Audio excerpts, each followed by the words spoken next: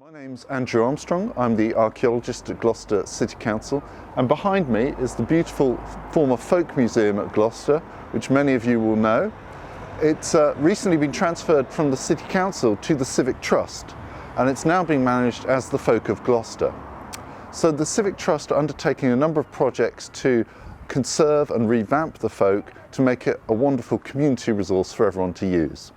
Now, one of the projects they've got ongoing at the moment is to undertake repair work to the facade of the building. That's the timbers at the front of the building. And at the moment they have a crowdfunder set up to try and raise £20,000 to repair the timbers at the front of that building.